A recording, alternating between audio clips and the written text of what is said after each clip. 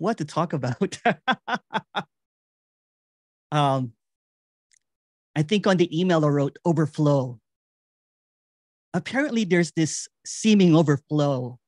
There's this overflowing serenity, not as a feeling, not as a sensation, not as a construct, but this that cannot be thought about.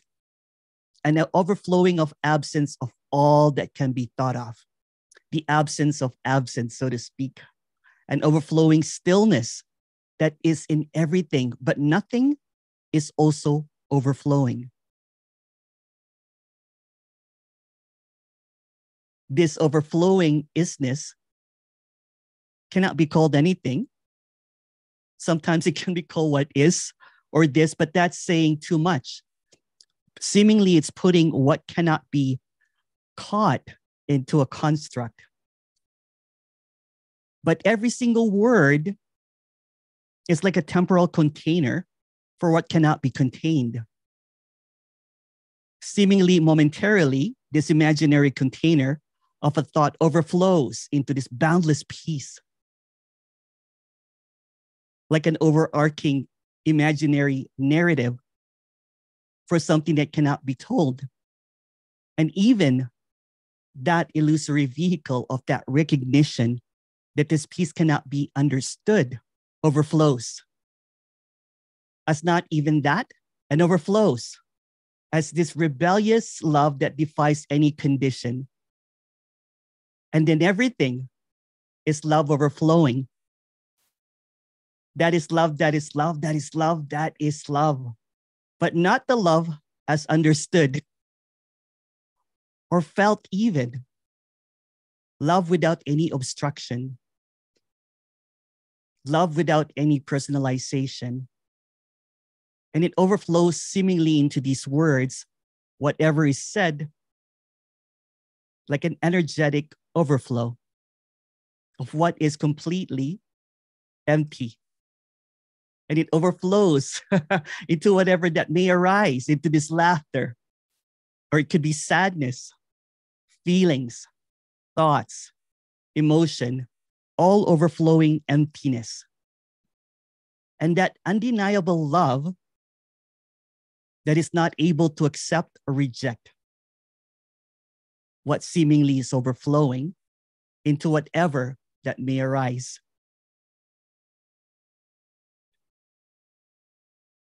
So this seeming love that is overflowing deconstructs any idea of what love should be or shouldn't be. And that overflowing liberation of any construct of you or the absence of you that you may have in this overflowingness of nothingness, there's this pristine clarity that defies logic, this freshness that cannot be contained. It does not need any validation. This clarity is not based on anything or mine or yours, but an overflowing clearness. That's not about attainment. That's not about getting something. That's not about opposites. That's not about this or that. That's not about anything at all. But there's this rush of overflowingness that drowns everything in silence, that drowns everything in stillness, any movement, any positions, this or that, opposites or non-opposites. It's like this unconditional freedom that overflows the defense to be right or wrong, the complete and reckless abandonment of whatever is believed or not believed. It's fiercely defiant, but not a rejection or an acceptance. The clarity that there's no one and there's no one, that there's nothing to attain and there's nothing to lose. There's no now, there's no not now. There's no this, there's no not this. There's not a denial or an acceptance of this. There is no this And there's no this to accept or reject. There's no one doing or not doing. There's no one that knows, and there's no one that does not know. There's no one seeking or not seeking. There's nothing to find. There's nothing lost. There's no wrong or right. There is no right. There's no one wrong. There's no one. There's no one. It doesn't land anywhere. It doesn't come into any conclusion, because every time that there's seemingly a position or concluding, there's this overflowing of quietness. There's an overflowing of equanimity, of this serenity that does not compare, that does not pick, that does not do anything at all.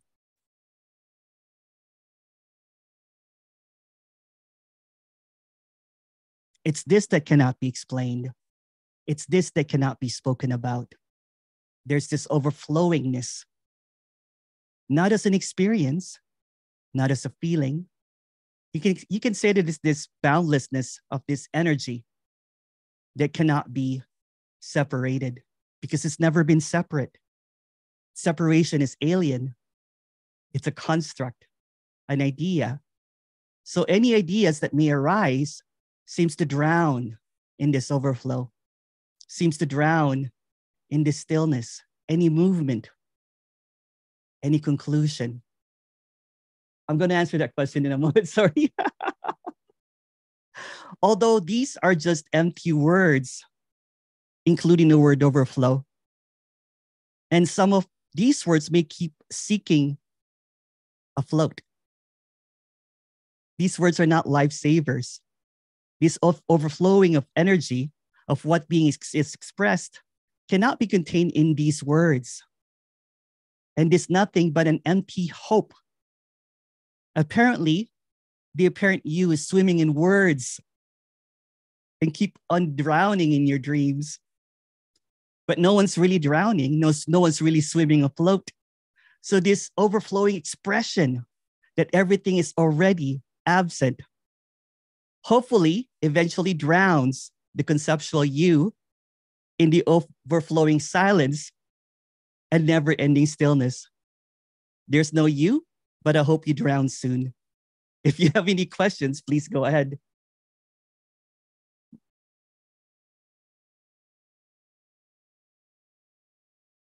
Coffee.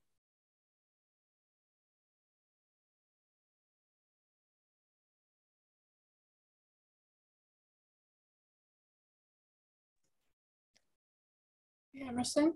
Hello. Hey, I just Hi. want to say hi. I hadn't talked to you for a while, and Yes, of course. I thought I would just join in and Yeah. be Hello, part of Carol. Hi. I haven't seen you in a while. Yeah. How are I'm you here doing? for it. Yeah, so I just thought I'd say hi, and if I think of something to ask, I'll ask or comment. Yeah, for sure. I just want to say hello. Hello. So. I love your little art that you send sometimes. Beautiful. Oh yeah. Okay, yeah. So keeps going on. It keeps happening, and it's always a sort of a surprise what happens. So yeah.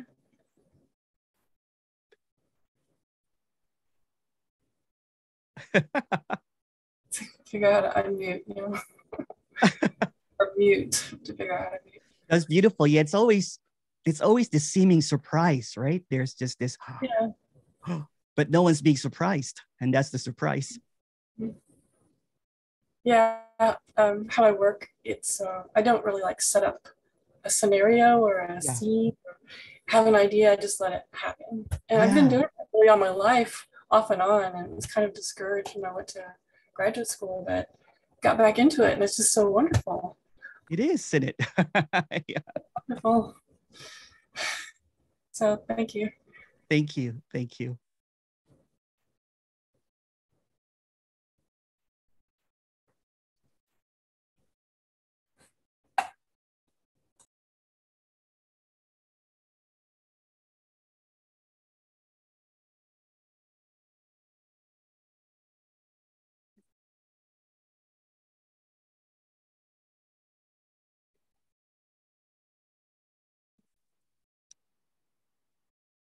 Why you wear a hat with an X if it doesn't mean anything? I like the color red.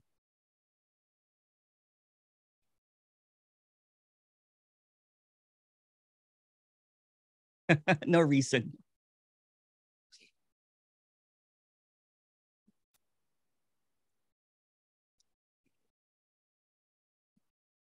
And even if there is, it's just a story. It doesn't really matter.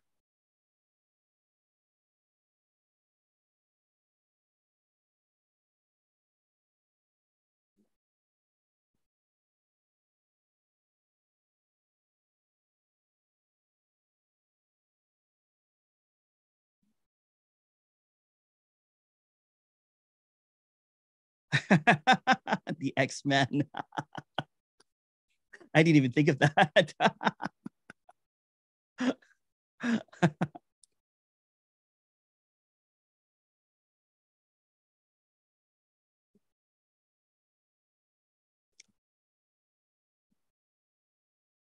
Will you read my question even if it's in private? Yes, of course.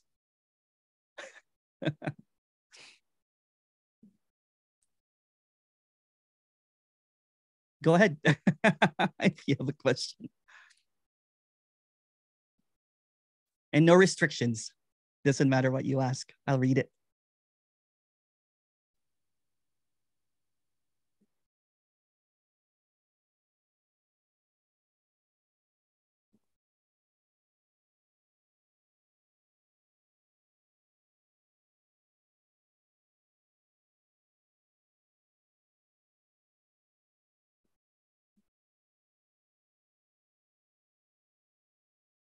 I was crying during the introduction. Am I crying because I don't get it? Or what is the reason? For no apparent reason. The introduction really is just the catalyst that there's nothing that's needed to happen. It's just an expression. There's really nothing that's being said that is already. It's just an illumination that what seemingly is this that cannot be spoken about, what seemingly that is cannot be thought about, is already. It does not need any kind of recognition or understanding, or even an agreement or an acceptance. There's just this exuberance of excitement, I guess, because it's just so wonderful to talk about something that cannot be spoken about, and just the excitement to see all of you. It's just nice.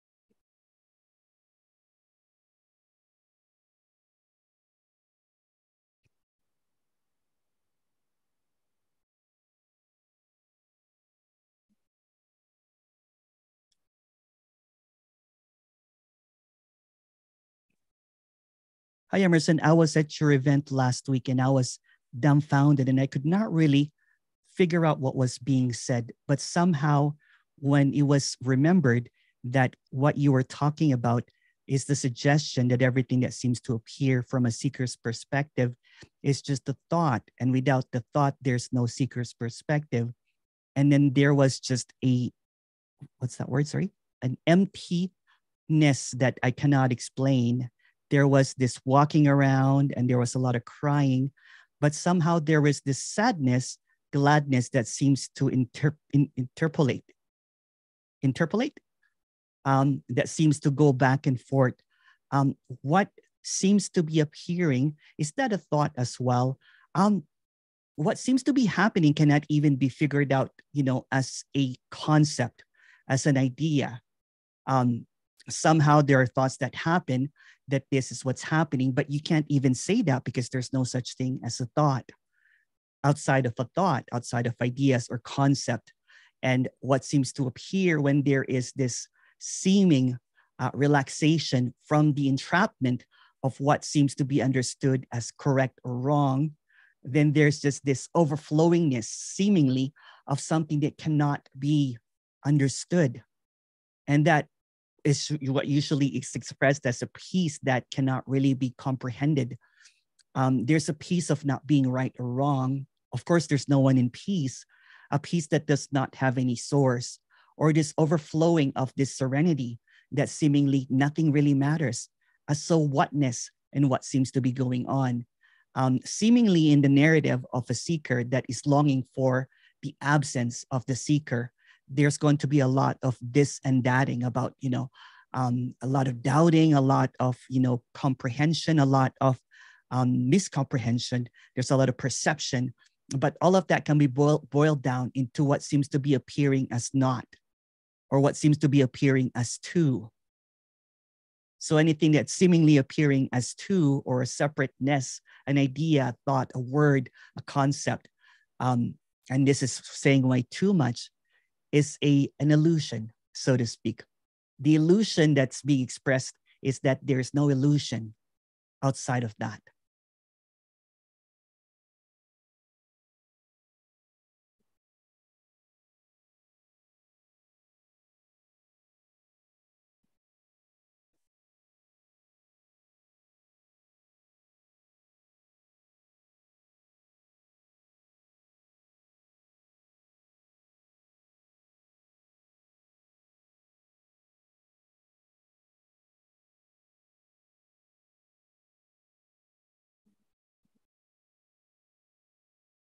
Hi, Emerson. Can you talk about love?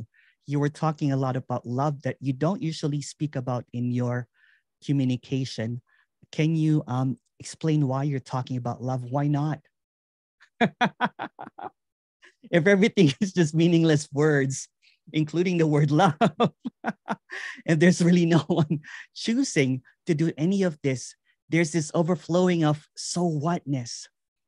And the love that was being spoken about earlier defies any logic, any condition, or any kind of definitions. It doesn't have any conditions.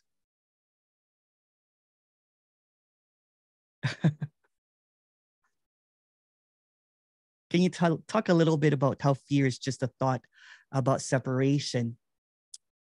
There's just this singular illusion that seems to be perceived as multiplicity. And that singular illusion is not even real. That hence it's an illusion. So the fear of the unreal, or the fear of the unknown, is the thought about separation, which is also an illusion because there's really no separation. So there's really nothing to fear. Seemingly there's a longing for absence, but absence is all that there is. So the fear is the fear is the absence of absence. Everything is already absence, and nothing is absence.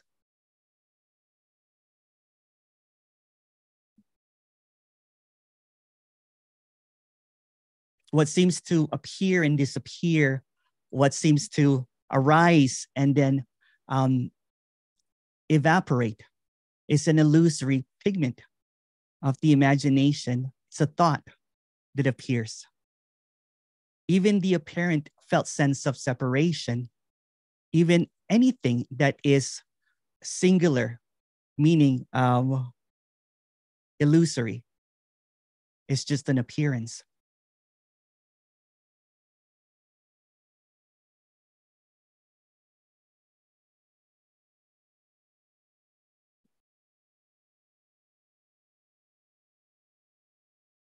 Thank you for last week. Thank you for last week. It was helping me navigate through what cannot be navigated. There was an easiness, and somehow there is an openness to what is being said now. There was a lot of rejection, but there is a lot of, I can't even call it acceptance. What isness? Whatever it is what is already. But thank you for sharing that.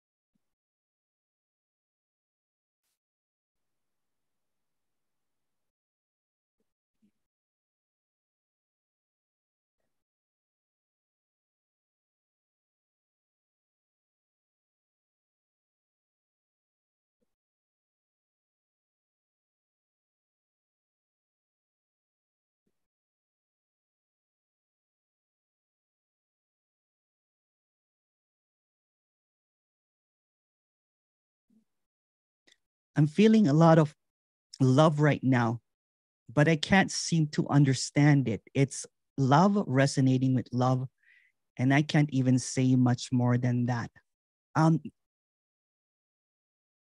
Whatever it is what is, that cannot be talked about, right? It's just what is. It would be similarly if someone is feeling a lot of sadness. It's also what is. So it's not a either this or that, right? But thank you for sharing, though.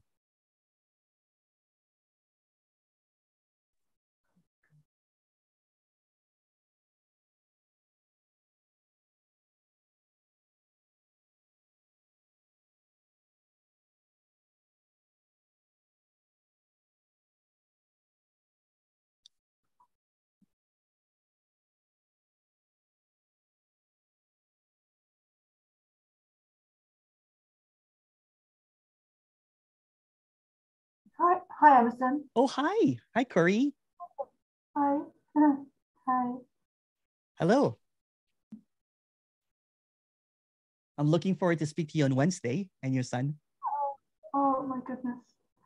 I was sitting here whether to speak up because this is personal, nothing to do with.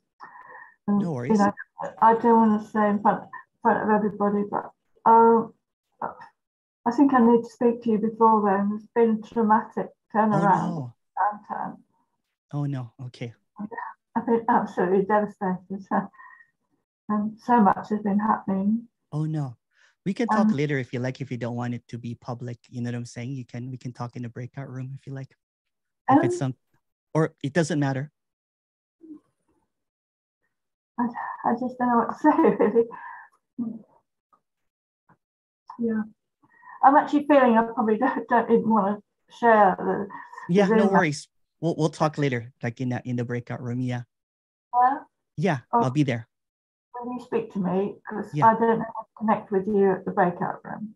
Yeah, no worries. I'll make a couple of breakout rooms so we can go before the meeting ends. I'll create a couple of rooms so that we can go while everybody's in breakout. Yeah. Breakout room. Usually it used to say join room 1. Yeah.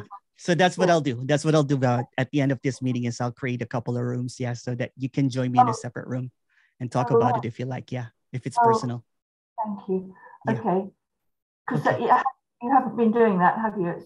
No. They've been, sorry, so confused. It hasn't been saying breakout room 1 or breakout room 2. Yeah, but this time around, because you wanted to speak directly, we can do that. Yeah. Thank you. Okay. Okay. All right.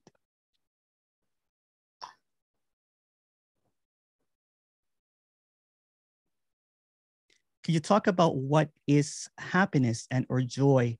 So many people are searching for it in so many ways. What does happiness really mean?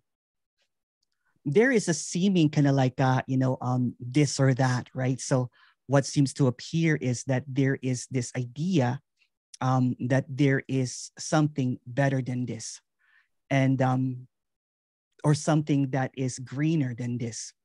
When I was seeking, there was this idea that there's got to be something better than this. Then I will find my happiness. Then my happiness will be indicative if I'm able to get out of this. But the happiness that seems to be fleeting usually is replaced by an opposite, like a sadness or a place of lack or something that is missing. So the happiness that was seemingly, experienced is gone. Then it goes into this cyclical, this closed loop of seeking happiness, of seeking permanence. In the seeking circles, what seemingly is being longed for is this permanent bliss, this happiness that does not waver, or joy, or bliss, or enlightenment, or awakening, as others might want to call it. But these are constructs. All of it is a construct. Happiness, joy, sadness.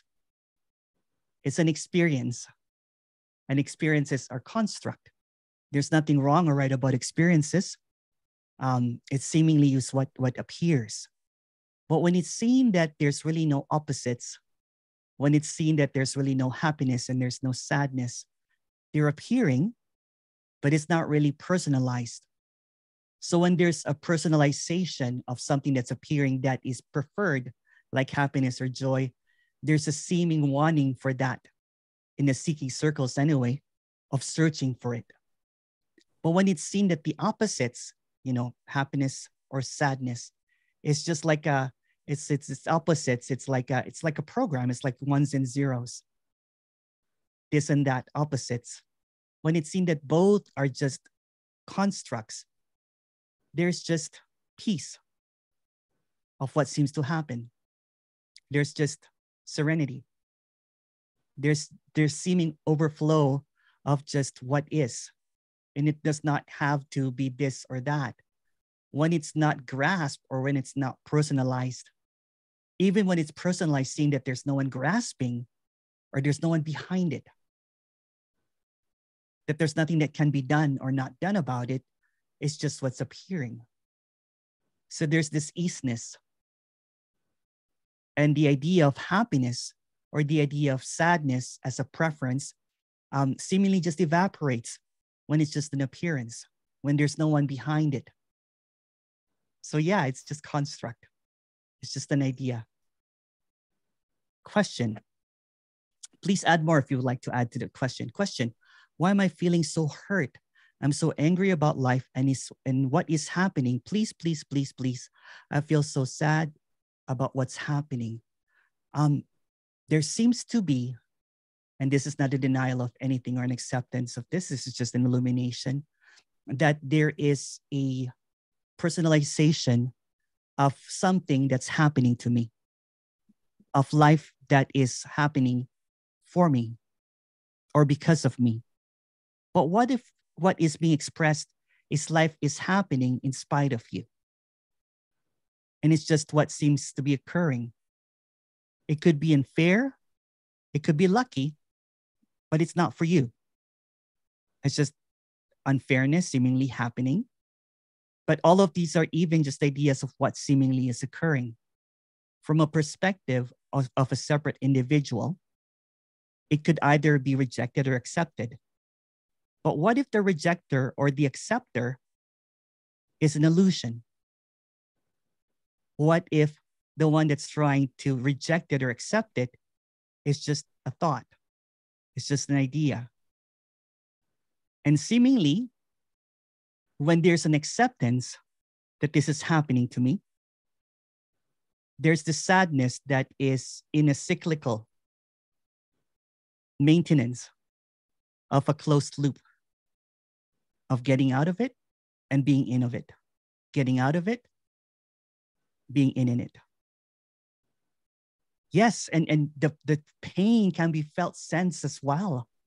But the suffering is when there's a maintenance of it, although there's no one maintaining it.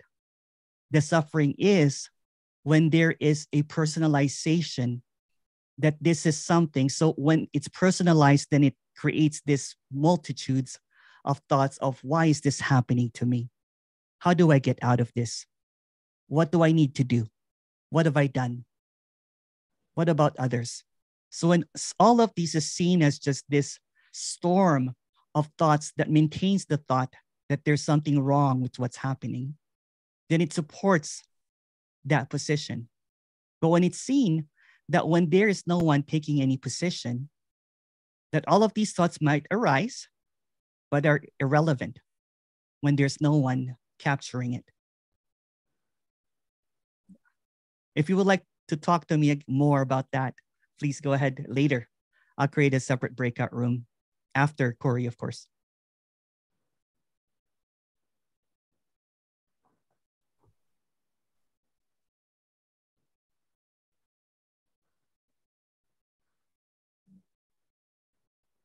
I'll put an example based on what appeared here for this character. So if this character personalized what happened last weekend, of almost kind of like a near-death kind of like seemingly experience, then there would be a lot of suffering. Why did this happen to me? And we'll connect a whole bunch of things that's not there. But when it's seen that everything seemingly is just an appearance of connection, there's really no connection to anything, then there is, it's like everything just slides through. And there's peace of whatever might have happened, because it's seen also as it did not happen to anyone.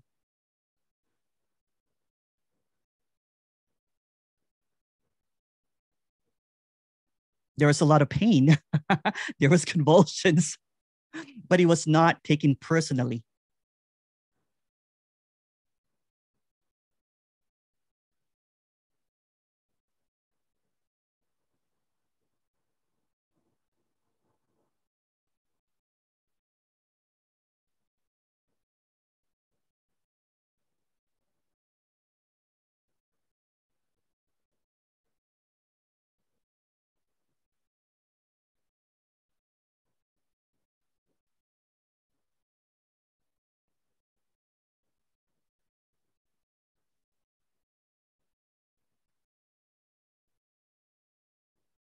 Oh, question.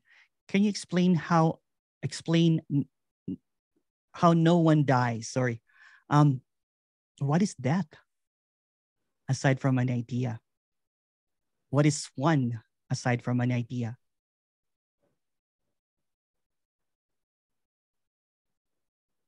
Without anyone, without the construct of anything, how can anyone die aside from a thought?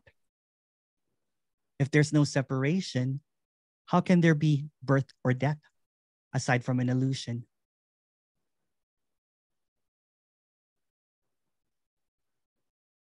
If there's no separation, how can there be life or death as separate?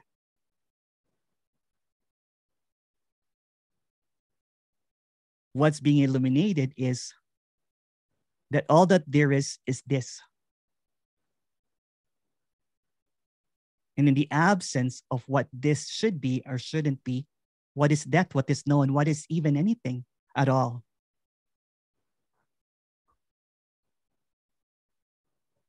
Hi, Emerson. Everything here is really so well. Good. It's hard to believe it's only a week ago since the event. It feels like much longer ago. Life is really living. But the paranoia is still playing out here. And it's not seen as thoughts. Yes. When the paranoia is just an appearance, right? When it just unravels, it's just this seeming sensations. It's just this seeming kind of like it's like a soundtrack. I think I was explaining this to Jim one time when I went back to a place where there was this apparent memory of something where I got beat up. So there was this foreboding music, right? There's this sensations, this feeling. And I was like, oh yeah, this is where I got beat up. But the idea that the stories have dropped about it. So there's seemingly what appears as just the sensations, just like this boundless energy that appears as these sensations, appears as whatever. What cannot be talked about appears as these feelings, appears as these thoughts. When it's seen that there's no one that's grasping any of that. When it's seen that there's no one seeing behind all of this. When it's seen that there's really no subject object, what seemingly appears as paranoia that seems to be playing out is not even a thought, it's just these sensations, meaning that the thoughts that makes it real is seen as absent as well. It's seen as empty because there's no one behind the thought.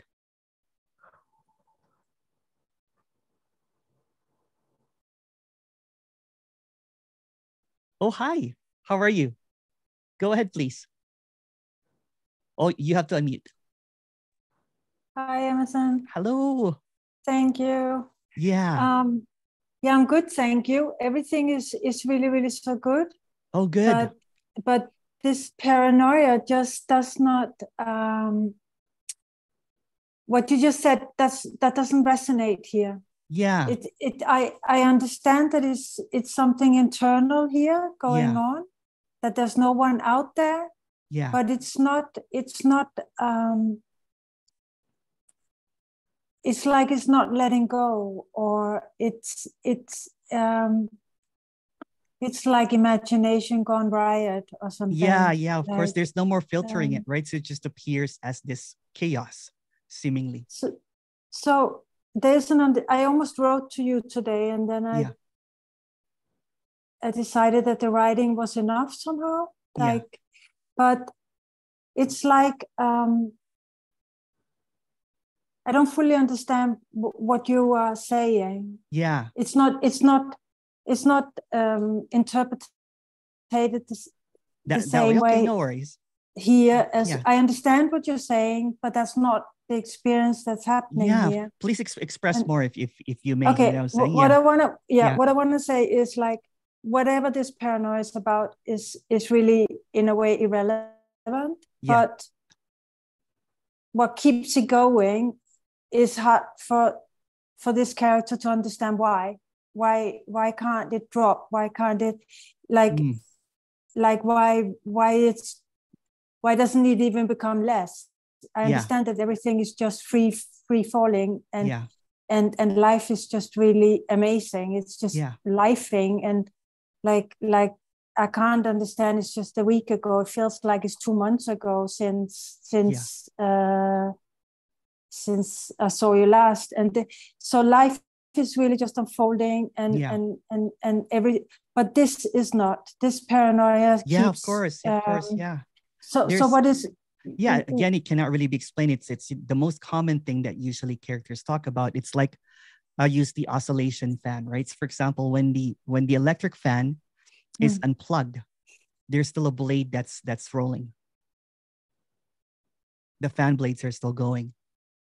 It's almost something that has been. It's almost like, apparently before that got plugged in, plugged out. There's a lot of paranoia that was seemingly happening, and that was the suffering. So it still appears for no reason, meaning that the fan blades are still rolling, but for no reason.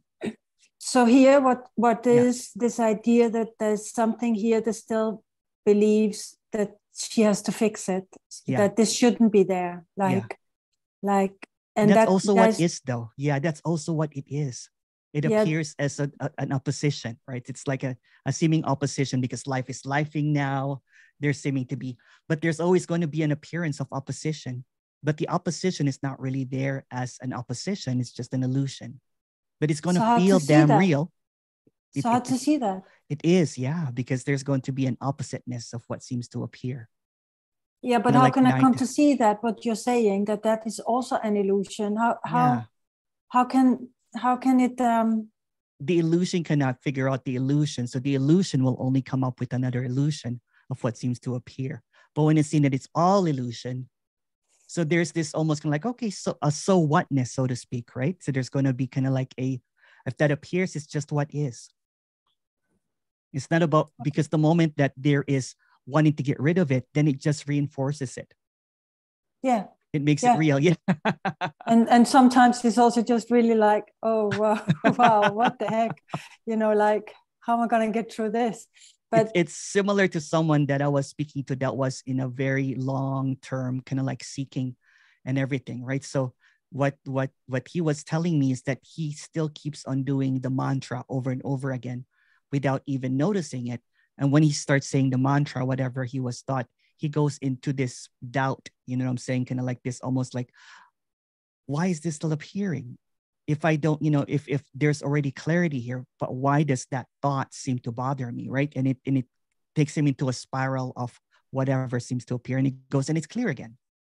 And he doesn't understand that, right? So there's this clarity, but in the clarity, everything is still appearing, like doubt or confusion or paranoia, you know what I'm saying? It's just an appearance of separation of what is. There's nothing that can be done about it, because doing something about it just reinforces it, just acknowledges it as real. So just to let it... Not even let it go or accept it, it's just what is. Because rejecting it or accepting it is both movements. Accepting it is making it real. Rejecting it is making it real. So it's just what is. Yeah. Just this, again, this overflow of kind of like, there's nothing that can be done about it. It's just what is, meaning it's already perfect as that as well.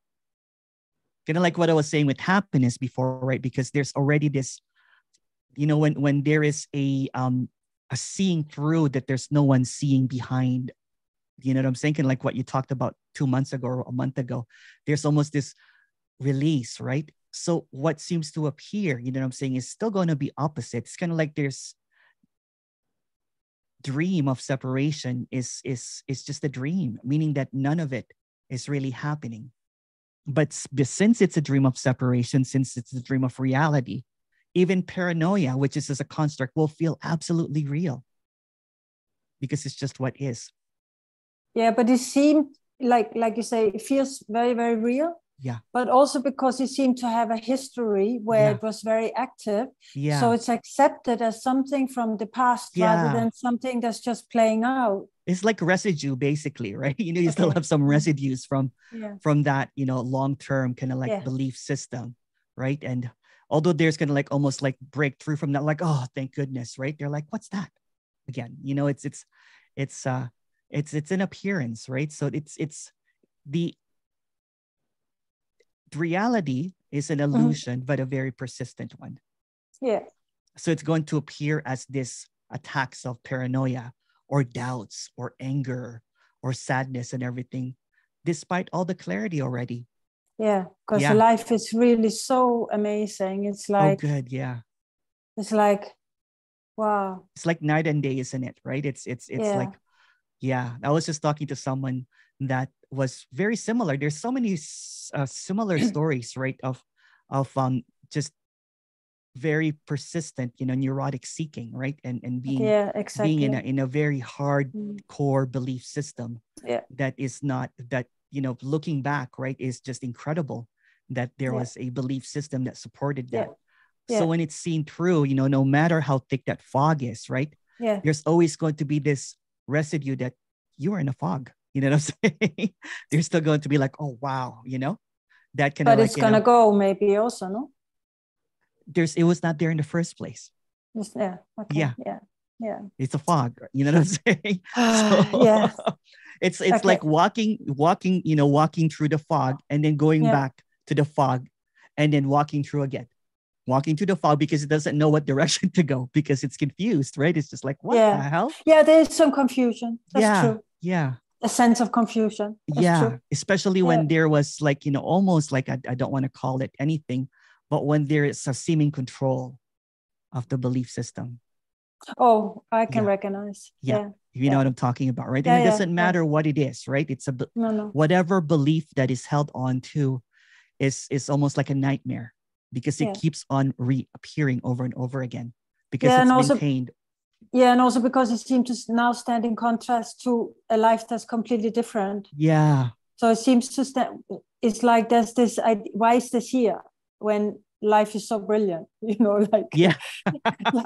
I'm very grateful. It's like doubts are put on, right? Because you're like, it can't be this simple. It can't be this brilliant. Yeah. There must be something wrong with this, right? Because it doesn't see. Yeah, there's a little bit of like that. But I also recognize when you use the word residue and I'm just super grateful for the whole thing. So just, Thank you. I'm so grateful. Yeah. Thank you. Thank you. Thank you so much. Thank you.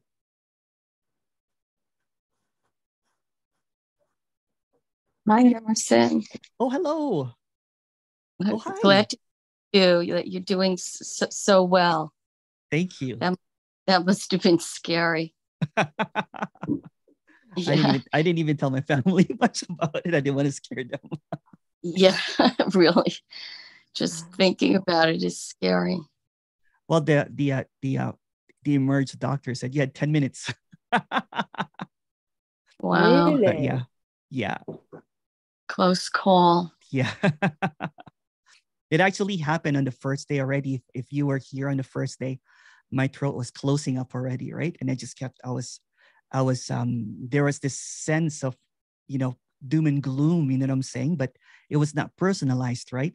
And I looked at the symptoms of getting, Marcus asking, I got stung by a hornet and I did not know that I was allergic to it, right? So I just assumed that there was just this allergicness to the pollens and stuff like that, right? So it was ignored, so to speak.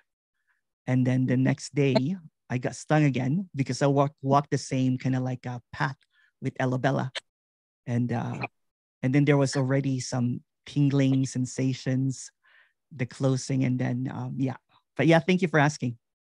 You got 2 stings in a row? Yeah. It's a hornet's nest where this little path that I go through to go to the forest, right? So I would better take a different path. Right? You know what's funny? What I was, maybe this is residue anyway. And I know there's, how many times you could say there's nobody here and everything's random. But it's like, and the thoughts just arise. But, you know, like when I think, what am I going to make for dinner? That's like a perfectly neutral thought. But then sometimes the thought arises like, you know, whatever, somebody said something. I was at a party like last week, and then somebody said something, somebody called me and said something, and it kind of hurt my feelings. Yeah. And then I into it. And, you know, there are those thoughts that are like, I don't know, they're disturbing somehow. Yeah. And they don't and like, that's the complete, you know, the complete illusion, right? Because to create an illusion, there has to be opposing. So there's going to be neutral thoughts and there's going to be triggering thoughts. So it creates one real and one not real. Then it creates a reality. Yeah, but it's so personal. You see the thoughts. Oh, I get it. Yeah, I get it. Yeah, that's so personal. Yeah. I mean, it's so neutral. But then there's a thought that comes in, you know, like, why did she say that? And I should say something back. You know, and that's and just the maintenance of thoughts, like, right? If you see it, the thought will just maintain a thought to make that thought significant. Goes around in a circle, and then maybe find somebody else said something. It feels so personal. It's just very. What if these thoughts are just innocence? There's nothing personal or impersonal or wrong or right. It's just innocence at play. Yeah, it doesn't feel like it's innocent. Yeah, that's okay. Mm-hmm. Yeah, I know. And that's innocence at play. Yeah, yeah. Yeah.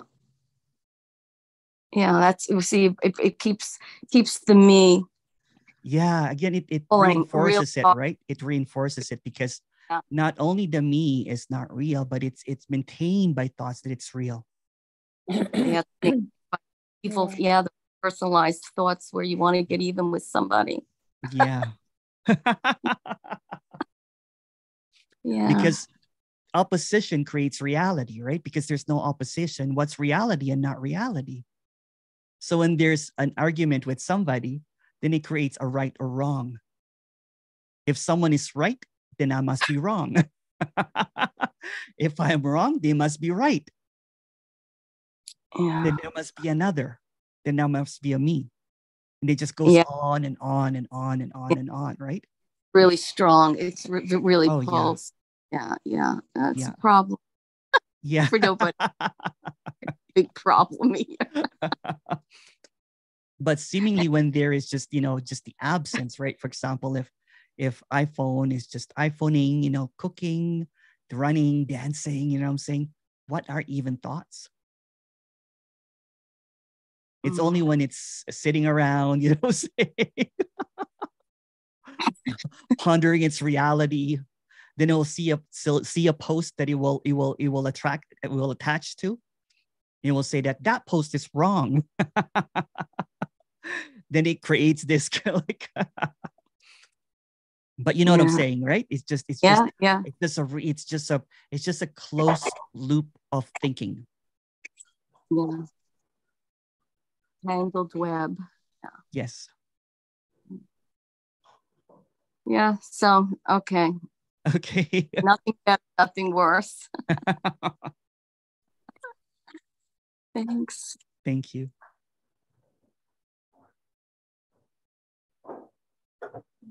Is there different thoughts at the same time? There is no time outside of thought. There is no different outside of thoughts. So there are really no thoughts appearing at the same time. There's just a thought that there are different thoughts appearing at the same time. Do you see what I'm trying to say? It's just thought maintained by a thought.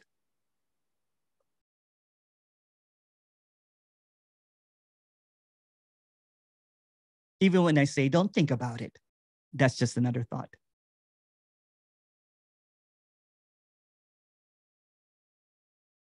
What a brilliant play though, huh?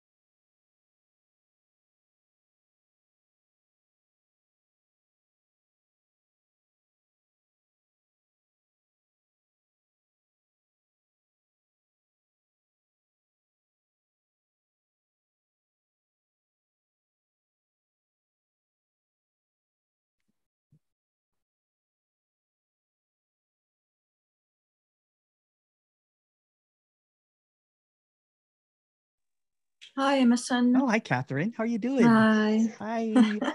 Good to see you. I don't know. I think the story came back. Oh, no, which is just another story.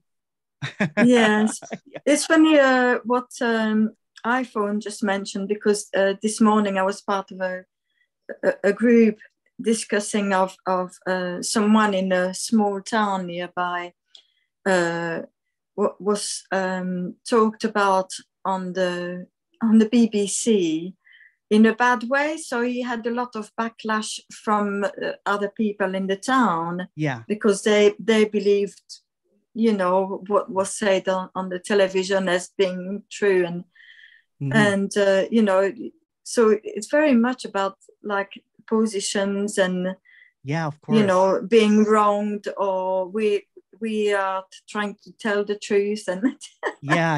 and yeah, I can see, and even it seemed so, you know, outrageous how these things happen, and then suddenly you're just seeing that it's just a lot of thoughts agreeing with other thoughts, and yeah, it's just a, you know, stories really. Yeah. So for a thought to be maintained, it has to be maintained by a position. Yes. Yeah. So for example, for me to be real, it has to be in a position.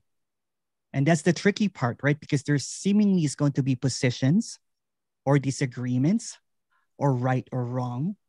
And in this persistent reality, you know what I'm saying? Persistent illusory. The persistence of positions creates this illusion that there is someone in a position that is right or wrong. And it's a big entangled web, right? So that this is like a flurry of thoughts that appears, right? And to maintain that, there has to be someone that is owning it. Yes, yeah. Yes. And it's really difficult, right? Especially, we know, especially when there is this character that seems to be, you know, there seems to be a character that is strong in its position. And there's nothing wrong or right about that. But even when it seemed that even that character's position is also a thought, it's a story, it's an illusion, that's also empty, that there's nothing wrong or right about that. Even if others seemingly say that that person is right or wrong, it doesn't matter. Because any positioning, any this or that creates a solidity of something that's not real. Yes, I mean, I think there's still a lot of that going on. Yeah. Personally, where there's this idea that there's some danger, and I could be the victim of, yeah, of course, you know, of others, and so there's still, it's so, I was going to say it's so ingrained, but I can see that's another belief, and it's the story. Yeah. So the me, the apparent me, can only hide behind the thought.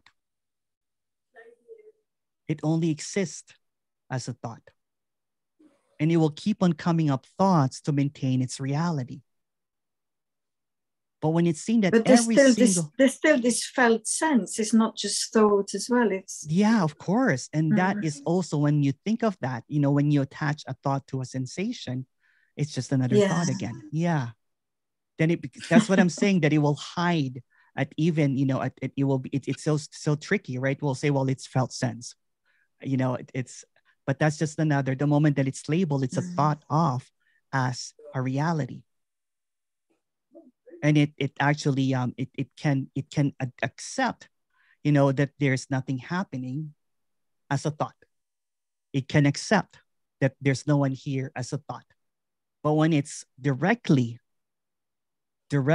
exposed, that the one that's responding right now is just a thought. And anything that will come up is just to maintain the thought that it's real. And it will come up with positions and will say that, but it's a felt sense of reality. Or, but this is that, and this is that, and this is that. See, it only hides behind the thought. But when it's directly said, that that's just a thought. And that's just a thought. Then it's free from thoughts to hide from. Because it doesn't exist outside of a thought.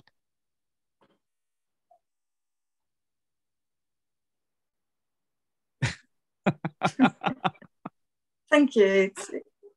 It sounds good. And that's just another thought.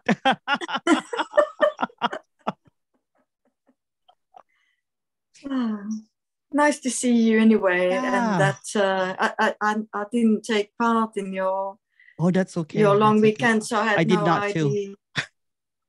No, I mean, it's like wow.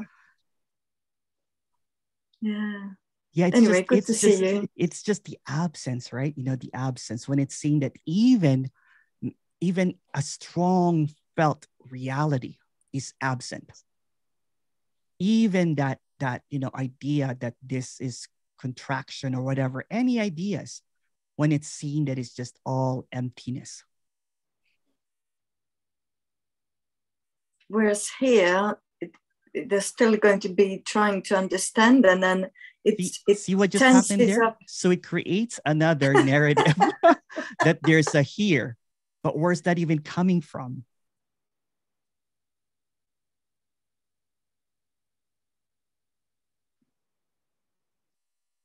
What's behind that thought? It's who's coming from nowhere. Nowhere. Yeah.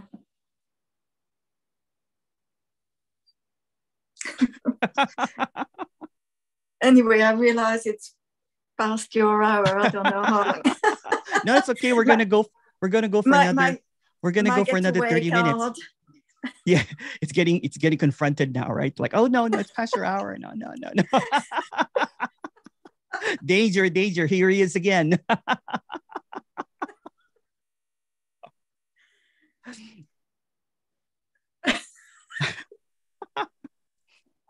The safety net of the me is a thought. Without its safety net, it doesn't exist. Yeah. Without its hiding place, it doesn't exist.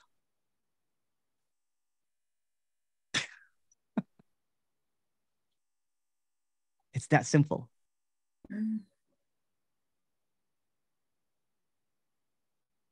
When the thought forgets to think, then it's nothing.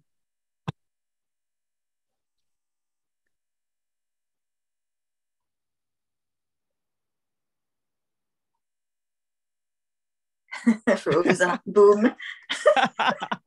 She won't leave me alone either. Yeah, this is stunning. This is stunning. This is just fucking boom. What are we talking about? This is so crazy. Emmeline, you are awesome. It's Thank simply you. This energy, this straight full honest, this pointing to this is just so. Yeah, of course, it's like saying obvious. What veil? What veil? There's no veil aside from a thought. This is just this already. Sorry. No worries. Emmeline, I'm so, so, so happy that you're apparently alive. Your beautiful body. And by the way, this reminds me of the German Notfalldienst, emergency Oh. in the hospital. So pure and unknown perfection already for nothing. Oh, love ya. Wow.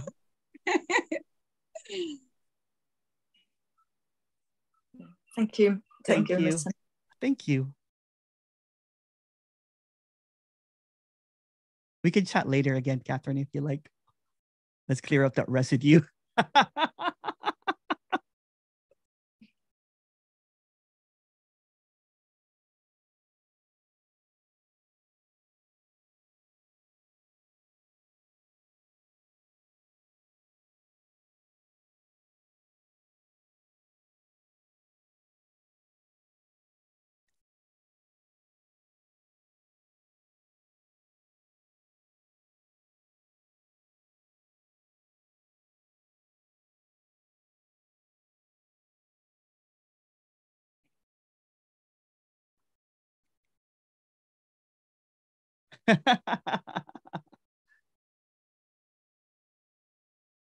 When the thought forgets to think, then it becomes unthinkable.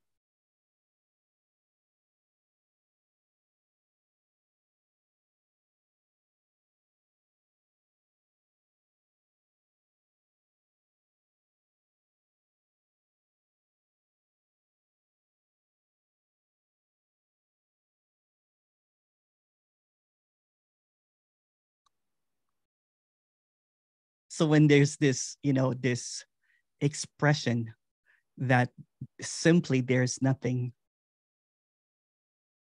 then there is a thought that's on guard, right? It's on guard and it keeps on coming up with something. How about this? How about that? How about this? How about that? When it gets caught off guard, it's unthinkable. Then it's unspeakable. Then it hears nothing. Unthinkable, nothing. Yeah. Nothing is not an idea. It's not something that can be thought of, although these will appear as ideas.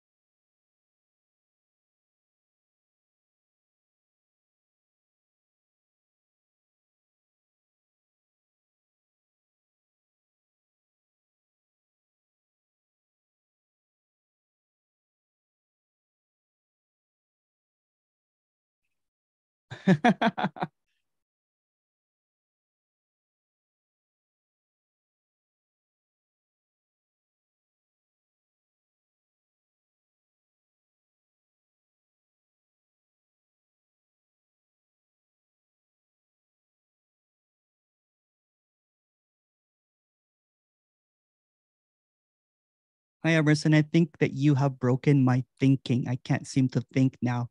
What is going on? That's just another thought.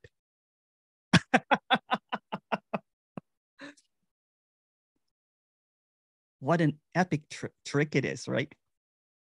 Because the thought will just keep on coming up with thoughts.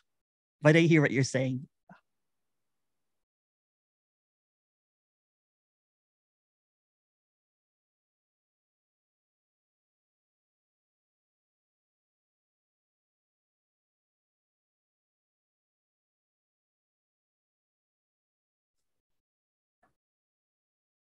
I don't know how to raise my hand. Oh, okay, someone. I'm raising it. Hey, Carol. Question. So you were talking about position before, taking Positions, a position. yeah. Okay, so when the me.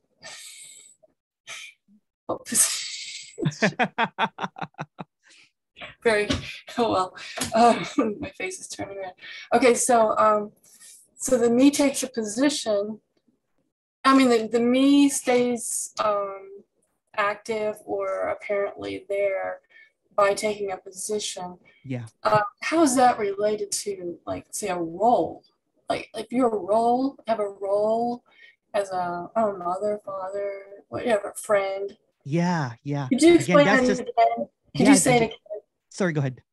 Say it again, how that position is and how it might be different from a role.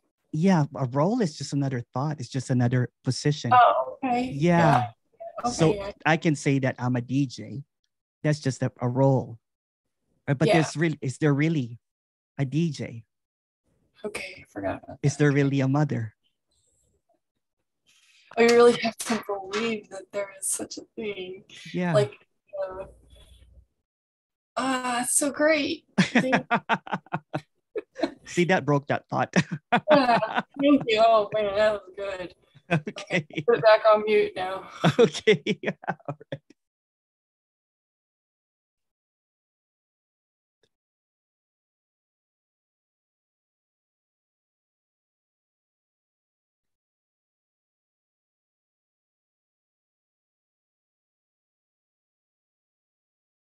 Did what happened to you over the weekend made you a lot clearer? Nothing happened. It's just a thought. But thank you. It's just a thought. Yeah.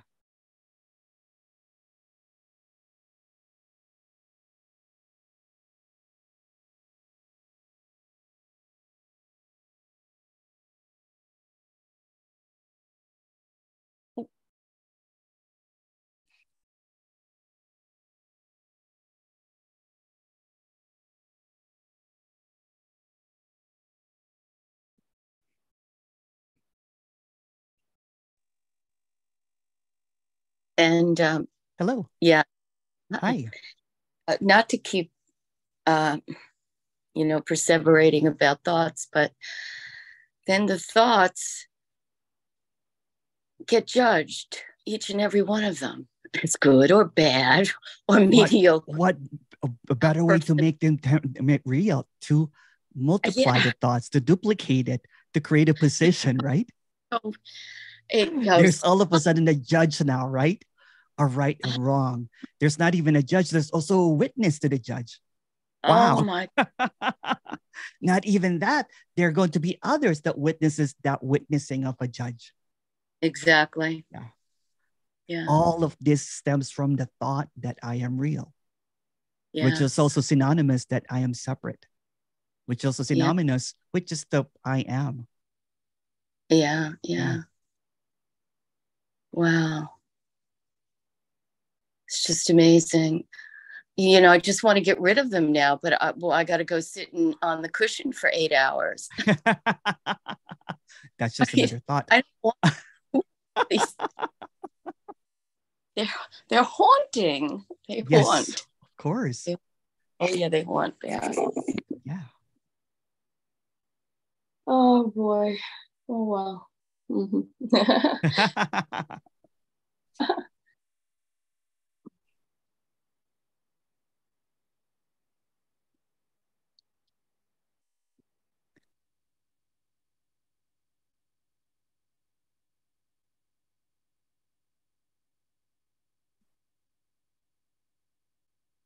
The judge, the witness, the perpetrator is a singular thought. It's like an echoes of a thought, but there's really echoing nothing. So I am not is just another thought. And it maintains a thought that there should be an I am not. Excuse me. See, when there's position, right? A me or a no me. It'll be better if there's no me, which is just another thought. How come, there's still a me here? Or even that there's no me here. A position has to be defended, has to be maintained by another thought that it's real. But when all defense are broken, when all defense mechanisms are faulty, there's just an overflowing of this serenity that it's just what is. What is might appear as opposition, What is might appear as a me. What is might appear as a no me. What is might appear as haunting thoughts. But it's just what is. And it's just this isness that's appearing as whatever it is. And the clarity of that cannot be a positional point of view. Because when there's a position, it is blinded by illusions of being right or wrong. See how quickly it hides behind a position or an opinion.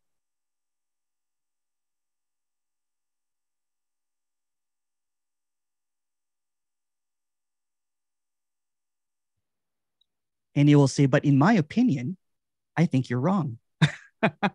There's no declaration of someone being right or wrong here, because there's no one that is wrong or right.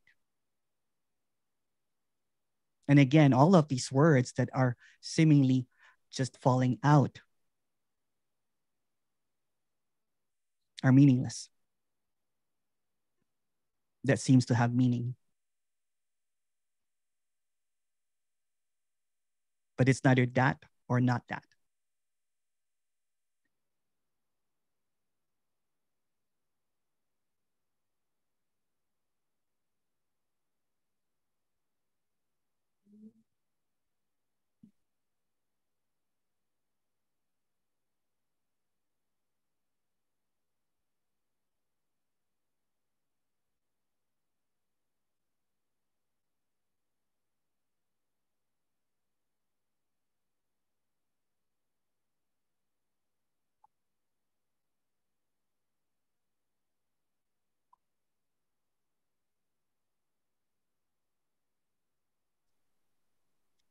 Can you not mention my name when I ask you a question on...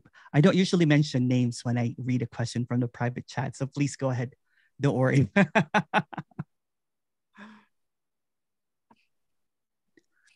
Hi, Emerson. It's been several years that I have been seeking, and the clarity of these discussions about thoughts is killing me. I can't seem to stand what you're saying, but somehow it is bulldozering all my thoughts as insignificant. And I can't seem to come up with anything right now. But just thank you. Thank you. Keep on saying all of these things. It's hard to hear, but somehow maybe that's what is needed. Thank you for sharing that. Yeah.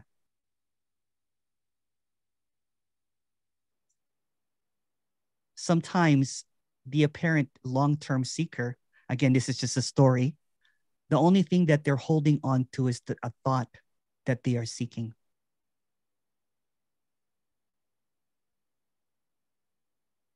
Which is synonymous with missing, which is synonymous with lacking, which is synonymous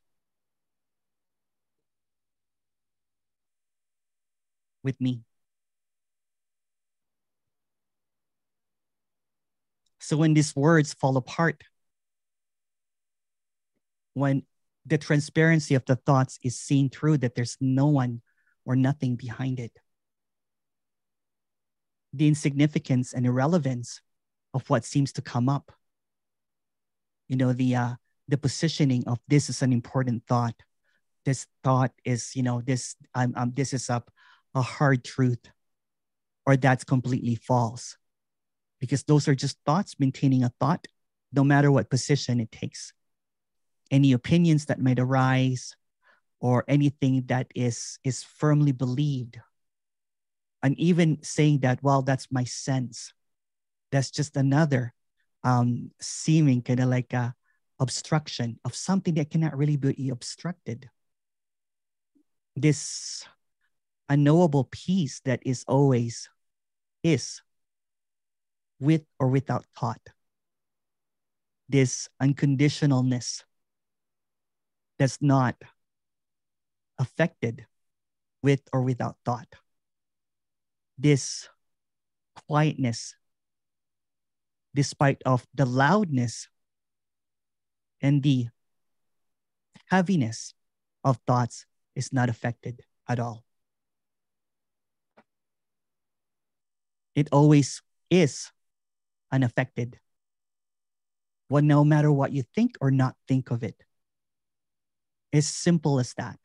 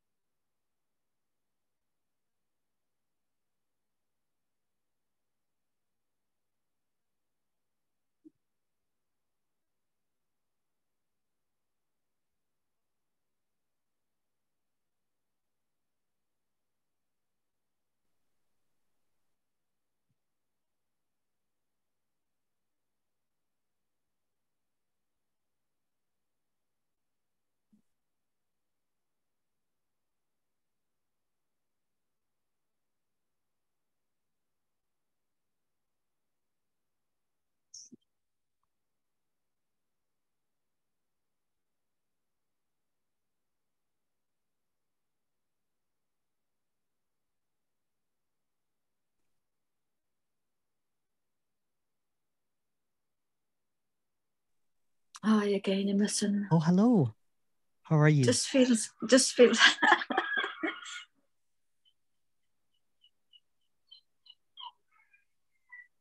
I can't describe.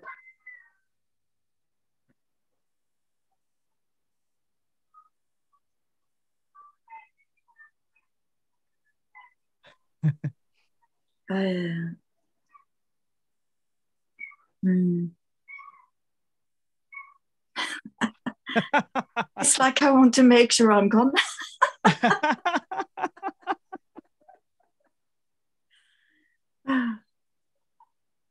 Yeah, in the absence of any reasons, right? There's no reasoning or there's no maintaining this. It's just what is.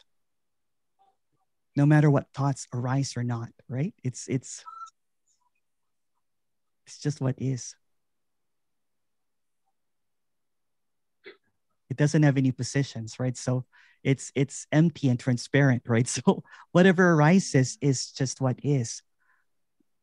But if it grabs it, if it takes a position of what is, then it misses the show again, that there's no show going on. If you know what I'm saying, right? It's just the emptiness of it all. Yeah. Yeah.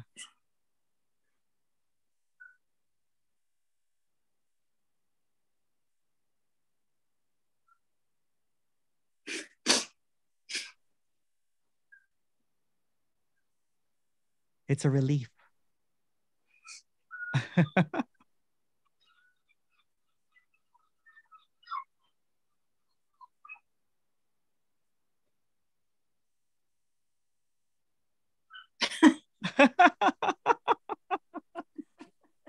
It's like what I was saying earlier, right? Sometimes when you get out of a thick fog, you go back to make sure.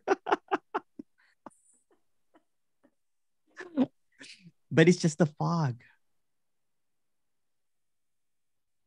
It doesn't feel like there's a fog. Oh, good. Yeah. That's just another thought, by the way. Yeah.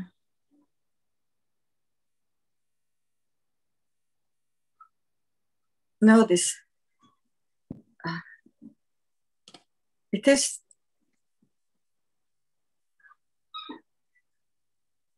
Yeah, I don't know if it's this emptiness. It's weird, but yeah.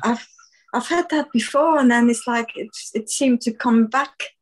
Yeah, there's a contractedness, because what happens is when the beliefs, you know what I'm saying, especially when there is a strong belief, you know what I'm saying, in this and that, then somehow the identity hides back behind that belief, right? And it creates this seeming contraction. If you know what I'm talking about, right? It's like, and then all of a sudden there's this position and everything, then it maintains that the fog or the thoughts were real again. But when it's seen that the hiding place is just transparently empty as well, then there's just this like, okay, what's going on now?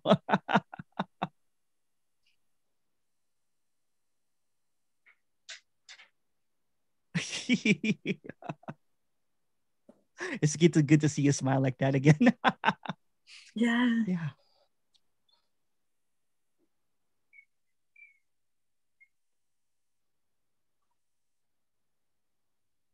It's unthinkable.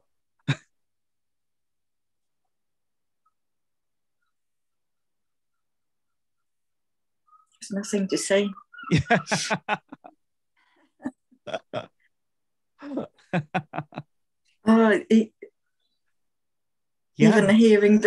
Even hearing the voice, it's like yeah.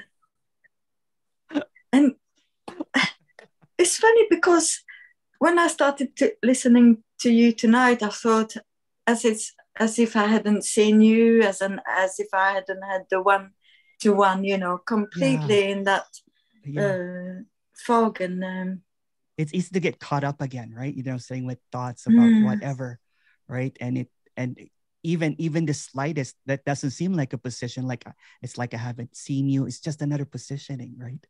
If you notice it. Or if I haven't heard you, it's very subtle, right? It's this subtle manipulation, right? I can't even talk about it, but you know what I mean? It's automatic. Yeah. It's automatic.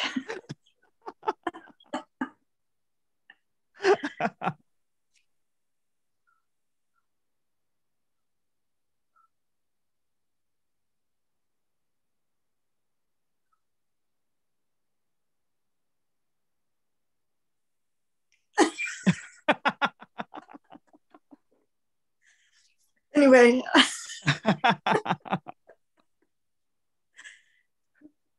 We'll talk in the breakout room if there's anything to say. What's that? If there's anything to say. Yeah. Well, I think it's a time for a breakout room. I'm going to open up a breakout room because Corey wants to speak to me. But I'll be back in the breakout room, everybody. Thank you so much. Thank you, Catherine. Thank you so much, everyone. Thank you. I will be back. I'm just going to a breakout room. And I'm going to yes. Thank you so much, everybody. Bye. Bye. Bye.